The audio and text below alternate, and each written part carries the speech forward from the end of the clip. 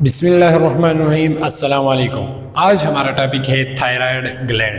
Previous video में हमने pituitary gland पर बात की। आज हमारा टॉपिक है थायराइड ग्लैंड।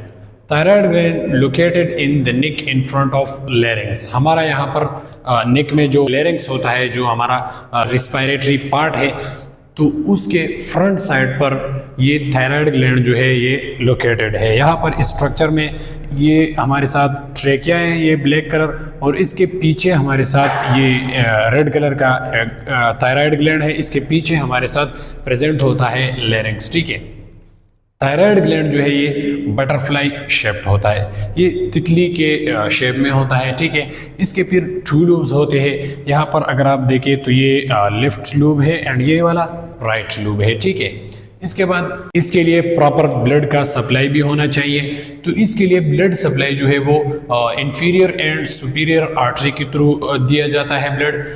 इंफीरियर आर्टरी जो है ये ब्रांच ऑफ सबक्लेवियन, यहाँ पर जो सबक्लेवियन आर्टरी होती है तो उससे ब्रांच लिया हुआ होता है, और इंफीरियर साइड पर यहाँ पर इस थायराइड ग्लैंड को ब्लड सप्लाई करता है। और सुपीरियर आर्टरी जो है वो कैरोटिड आर्टरी का एक ब्रांच है, और वो इस थायराइड ग्लैंड को ब्लड का सप्लाई करता है। ठीक है, अब हम देखते हैं कि थायराइड ग्लैंड कौन कौन से हार्मोन्स जो है उसको सीक्रेट करता है।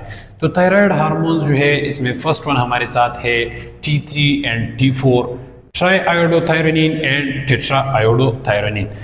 यहाँ पर ये जो T3 एंड T4 है, इसके फॉर्मेशन करने के लिए आयोडीन का होना बहुत लाजमी है। ठीक है, तो यहाँ पर मैंने लिखा है कि iodine is essential for the formation of T3 and T4। ठीक है, यहाँ पर मैंने आपको जनरल एक पाथवे दिया हुआ है कि किस तरह ये हार्मोन्स सीक्रेट होते हैं। ठीक है, तो सबसे पहले यहाँ पर अगर आप देखें, फर्ज करें हमारे लिए एनर्जी रिक्वायर्ड है। ठीक है, तो एनर्जी जो है ये हमारे हाइपोथैलेमस के लिए एक स्टिमुलस होगा इस हार्मोन्स के सीक्रेट होने का।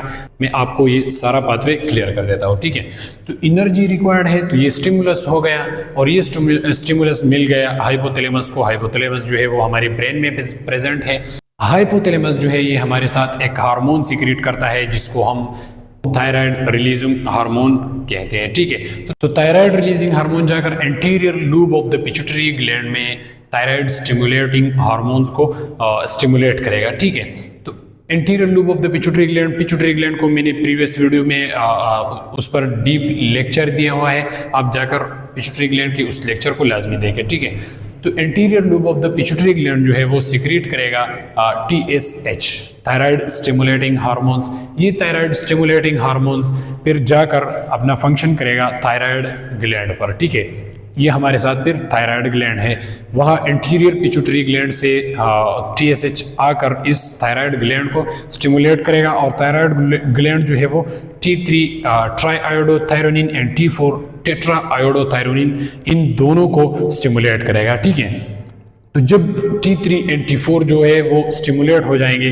तो ये T3 एंड T4 जो है इंक्रीज प्रोटीन सिंथेसिस, ये हमारा जो प्रोटीन सिंथेसिस है वो इंक्रीज करता है। तो प्रोटीन यहाँ पर अगर हम देखें, एंजाइम जो है उसको हम कहते हैं कि ये अ टाइप ऑफ प्रोटीन है। ठीक है, हम कहते हैं कि ये प्रोटीन इन नेचर है।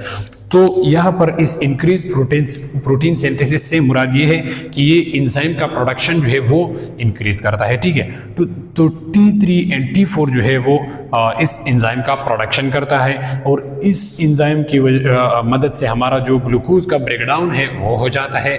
और तो फिर जाहिरी बात है कि जब हमारा ग्लूकोज जो है उसका ब्रेकडाउन हो जाता है तो उससे हमें एनर्जी जो है वो हासिल हो जाएगी। ठीक है, तो जब एनर्जी हासिल हो जाएगी तो यहाँ पर हमारा मकसद क्या था, एनर्जी रिक्वायर्ड था, तो एनर्जी जो है वो यहाँ पर हमें मिल गई। ठीक है, तो ये था T3 एंड T4 का फंक्शन। ठीक है, इसके बाद थायराइड जो ग्लैंड है ये हमारे साथ सीक्रेट करता है कैल्सिट्रोनिन हार्मोन्स को। ठीक है, तो कैल्सिट्रोनिन, अब हम देखते हैं कि इसका क्या फंक्शन है। Calcitonin hormone stimulated by increase calcium level in blood. ये किस तरह स्टिमुलेट होता है, ये जब हमारी ब्लड में कैल्शियम का लेवल जो है वो इंक्रीज हो जाए तो उसकी वजह से ये कैल्सिटोनिन हार्मोन जो है इसको स्टिमुलस मिलेगा और ये कैल्सिटोनिन हार्मोन जो है वो सिक्रीट हो जाएगा। तो इसका फंक्शन फिर क्या होगा, ये रिड्यूस करेगा कैल्शियम का लेवल ब्लड में, ठीक है। तो ये किस तरह इस ब्लड में कैल्शियम का लेवल कम करेगा, तो अब हम देखते हैं। एक्ट ऑन बोन्स, सबसे पहले तो ये कैल्सिटोनिन हार्मोन जाकर बोन्स पर अपना फंक्शन करेगा। बोन्स में वो ऑस्टियोब्लास्ट जो है उसकी एक्टिविटी को स्टिमुलेट करेगा और ऑस्टियोब्लास्ट सेल्स जो है ये बोन्स के सेल्स है, तो इसको हम कहते हैं कि ये बोन बिल्डिंग सेल है, ठीक है। तो ये बोन का बिल्डिंग करेगा, तो बोन के बिल्डिंग और बोन का फॉर्मेशन जो है तो उसके लिए कैल्शियम का होना लाजमी है। तो ये कैल्सिटोनिन हार्मोन जो है ये कैल्शियम को लेकर बोन्स पर इसका डिपोजिशन करेगा और कैल्शियम का लेवल जो है वो ब्लड में कम करेगा, ठीक है। इसके बाद ये एक्ट करता है किडनीज पर। किडनीज में जाकर वहाँ पर वो एक्सक्रीशन ऑफ यूरिन जो है उसमें इस कैल्शियम का एक्सक्रीशन जो है वो स्टिमुलेट करता है, तो वहाँ पर भी बहुत सारा कैल्शियम जो है वो हमारी ब्लड से निकल जाता है। इसके अलावा इंटेस्टाइन में हमारे साथ एब्जॉर्प्शन होता है ना, तो वहाँ पर वो जो एब्जॉर्प्शन है उसमें कैल्शियम का एब्जॉर्प्शन जो है वो प्रिवेंट करता है और कम करता है। तो इस तरह हमारे साथ कैल्सिटोनिन हार्मोन जो है वो कैल्शियम के लेवल को रिड्यूस करता है, ठीक है। इसके बाद हमारे साथ है पैराथायराइड ग्लैंड। पैराथायराइड ग्लैंड एक हार्मोन सिक्रीट करता है जिसको हम कहते हैं पैराथार्मोन हार्मोन, ठीक है। तो पैराथार्मोन हार्मोन जो है ये बिल्कुल बराकस इस कैल्सिटोनिन हार्मोन का काम करता है, ठीक है। तो ये stimulated by decreased calcium level in blood. यहाँ पर अगर आप देखें तो ये जब हमारे ब्लड में कैल्शियम का लेवल इंक्रीज था तो वह उस वक्त वो स्टिमुलेट होता था। और ये जो पैराथार्मोन हार्मोन है तो ये जब कैल्शियम का लेवल जो है वो ब्लड में डिक्रीज्ड है तो उस वक्त ये स्टिमुलेट होता है। फिर ये इंक्रीज करता है कैल्शियम के लेवल को bye acting on bones, kidneys and intestine. जिस तरह हमने यहाँ पर देख लिया कि ये bones and kidneys and intestine पर एक्ट करेगा, तो यहाँ पर ये पैराथार्मोन हार्मोन जो है ये भी इन तीनों ही पर एक्ट करेगा, लेकिन ये उसका बराकस होगा, ठीक है। ये पैराथार्मोन जाकर बोन्स में जो ऑस्टियोक्लास्ट सेल्स है तो उसको स्टिमुलेट करेगा और ऑस्टियोक्लास्ट सेल जो है उसको हम बोन डिस्ट्रॉइंग सेल कहते हैं, ठीक है। तो वो जो वहाँ पर ऑस्टियोक्लास्ट सेल है तो वो कैल्शियम को लेगा और ब्लड को दे देगा, ठीक है। तो वो जब बार बार कैल्शियम को लेगा और ब्लड को दे देगा तो वहाँ पर ब्लड में हमारे साथ कैल्शियम का लेवल जो है वो इंक्रीज हो जाएगा। ये इंक्रीज करता है कैल्शियम के लेवल को और बोन्स पे एक्शन करता है, ठीक है। इसके अलावा ये किडनीज पर एक्शन करता है। किडनीज में हमारे साथ ये जो कैल्शियम है उसका रीएब्जॉर्प्शन स्टिमुलेट करेगा, ठीक है। एंड इंटेस्टाइन, जो इंटेस्टाइन में कैल्शियम का एब्जॉर्प्शन होता है तो उसको भी इंक्रीज करेगा और हमारे साथ जो कैल्शियम का लेवल है वो मेंटेन करेगा, ठीक है। तो ये है हमारे साथ एक general structure of thyroid gland. यहाँ पर अगर आप देखें तो ये रेड कलर में जो आपको नजर आ रहा है तो ये थायराइड ग्लैंड है। इसमें ये वाला जो हमारे साथ है ये right lube of the thyroid gland है और ये वाला जो है ये left lube of thyroid gland है, ठीक है।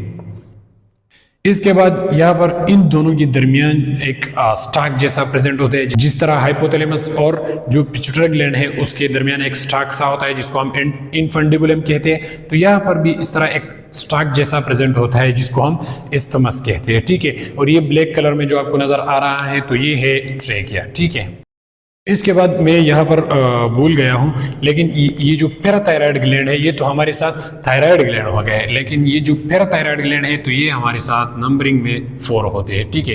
ये यहाँ पर प्रेजेंट होती है, 2 यहाँ पर सुपीरियर साइड में प्रेजेंट होती है एंड 2 पैराथायराइड ग्लैंड जो है वो इंफीरियर साइड पर प्रेजेंट होते हैं। सो स्टूडेंट्स, ये था हमारा आज का लेक्चर। इस लेक्चर में अगर आपका किसी तरह का भी क्वेश्चन हो तो आप कमेंट सेक्शन में पूछ सकते हैं। जज़ाकल्लाह।